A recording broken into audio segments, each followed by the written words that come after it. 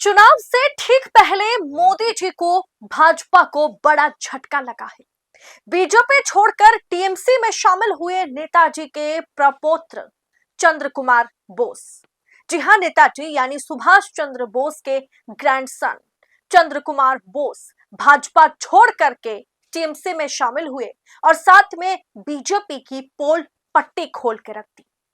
जिस नेताजी के नाम पर भारतीय जनता पार्टी अपना परचम लहराती है, जिस सुभाष चंद्र बोस के नाम पर बंगालियों से वोट मांगती है और नेताजी के ग्रैंडसन चंद्र कुमार बोस के भाजपा में होने के चलते मोदी शाह छाती चौड़ी करके चलते हैं, आज उसमें 440 वोल्ट का झटका लगा है, वो भी चुनाव से ठीक 10 दिन पहले। खबर देखिए, आपके स्क्रीन पर है। नेताजी के प्रपौत्र चंद्र कुमार बोस टीएमसी में शामिल, बीजेपी पर लगाए गंभीर आरोप। बताऊंगी, सुनाऊंगी आगे आपको कि चंद्र कुमार बोस ने बीजेपी में रहते हुए उनके साथ किस तरीके की धोखाधड़ी हुई है, किस तरीके की राजनीति भाजपा के अंदर चलती है। भाजपा इस देश पर जिस तरीके की राज चला रही है, जिस तरह की राजनीति कर रही है, वो कभी भी नेताजी के सोच या नेताजी के विचारधारा से मेल नहीं खाता है। और क्यों वो भाजपा से अलग हुए, ये वो खुद बोलते हुए, कहते हुए, इंटरव्यू देते हुए नजर आए, वो मैं आगे आपको बताऊंगी। लेकिन पहले बता दूं कि चुनाव 2026 दहलीज पर है और उससे ठीक पहले सियासत में एक बड़ा उलटफेर देखने को मिला। नेताजी सुभाष चंद्र बोस के प्रपौत्र चंद्र कुमार बोस ने भारतीय जनता पार्टी का साथ छोड़ करके तृणमूल कांग्रेस का दामन थाम लिया है। रविवार को कोलकाता में आयोजित एक कार्यक्रम के दौरान टीएमसी के वरिष्ठ नेता कीर्ति आजाद और ब्रात्य बसु की मौजूदगी में उन्होंने पार्टी की सदस्यता ली है। आपके स्क्रीन पर वीडियो है। टीएमसी का झंडा थामने के बाद चंद्र कुमार बोस ने भाजपा पर तीखा हमला बोला है। उन्होंने कहा कि भाजपा नेताजी सुभाष चंद्र बोस के नाम का इस्तेमाल तो करती है, लेकिन उनके सिद्धांतों पर नहीं चलती। उन्होंने कहा कि भाजपा में नेताजी के विजन के साथ काम करना नामुमकिन था।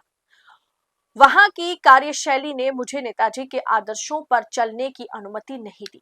उन्होंने आरोप लगाया कि आज देश में सांप्रदायिक नफरत, विभाजन की राजनीति चरम पर है, जिसका नेतृत्व भाजपा कर रही है और मुझे इससे परहेज करना चाहिए। दोस्तों, आज के समय में सत्ता की आंखों में आंखें डालकर पत्रकारिता करना मुश्किल हो गया है। हमारे 4PM नेशनल यूट्यूब चैनल और फेसबुक चैनल को, जिसे आपका प्यार और विश्वास हमेशा से मिलता रहा, उसे बंद करके सरकार ने यह साबित कर दिया कि वो आपके सवालों से कितना डरती है। मुश्किल दौर है, लेकिन हम ना रुके थे और ना ही रुकेंगे। हम सच के लिए हमेशा लड़ते रहेंगे। ऐसे में 4PM उत्तर प्रदेश यानी 4PM यूपी को ज्यादा से ज्यादा ज्वाइन करें और स्वतंत्र पत्रकारिता को जिंदा रखने के लिए जितना हो सके उतना हमारा आर्थिक सहयोग करें। आपके सहयोग से ये जंग हम जीत कर रहेंगे। चंद्र कुमार बोस ने बंगाल और देश की जनता का आह्वान करते हुए कहा है कि अब समय आ गया है जब विभाजनकारी राजनीति को रोका जाए। उन्होंने कहा, ये समय केवल चुनाव लड़ने का नहीं बल्कि भारत को बचाने का है। भाजपा जिस तरह बांटने वाली राजनीति कर रही है, उसे खत्म करने की जरूरत है। अब लड़ाई शुरू हो चुकी है। सुनिए जरा क्या कुछ बात करते हुए नेताजी सुभाष चंद्र बोस के ग्रैंडसन नजर आए, और वो अंग्रेजी में बोल रहे हैं, लेकिन ध्यान से सुनिएगा, आप समझ पाएंगे कि भारतीय जनता पार्टी जिस सुभाष चंद्र बोस, जिस नेताजी के नाम पर वोट मांगती है या खुद को सबसे पेट्रियोटिक पार्टी बताती है, कांग्रेस को कोसती है, गाली देती है, सुभाष चंद्र बोस की विचारधारा और भाजपा की विचारधारा में जमीन आसमान का अंतर है। ये बात खुद उनके ग्रैंडसन करते हुए नजर आए। बाइट सुनिए। The Bharatiya Janata Party is against the Constitution of India because their one-point agenda is to divide and rule, divide communities for vote bank politics. The British, their policy was divide and rule. We drove out the British. But nothing much has changed as far as the BJP is concerned. The BJP has imbibed and practices the same policy as the British did. Instead of uniting all communities for the development of the nation, they bring religion into politics, which is a policy which was vehemently opposed by my grandfather Sarat Chandra Bose and his younger brother Netaji Subhash Chandra Bose. My ideology is based on the ideology and principles of Netaji Subhash Chandra Bose. So I cannot accept BJP's way of thinking. However, why did I join the Bharatiya Janata Party? That is the question. Because I was given an assurance by the top leadership of the party that I could work using the BJP platform to spread Netaji's inclusive secular ideology to unite all communities as Bharatiyas, the Bharatiya concept. I tried for a period of 7 years. I didn't run away initially, I tried.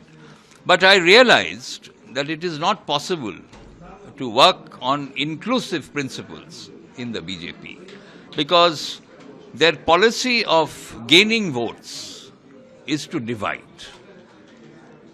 So I decided to leave, and I did not immediately join any party. I watched and followed what the other political parties are doing. And I find that the Trinamool Congress comes close to following inclusive and secular ideology. Because India is a country which will fall apart if we don't unite all communities. दरअसल उन्होंने यही कहा है कि फूट डालो राज करो, हिंदू मुसलमान करो, ये कभी भी नेताजी सुभाष चंद्र बोस ने नहीं चाहा, उन्होंने नहीं किया।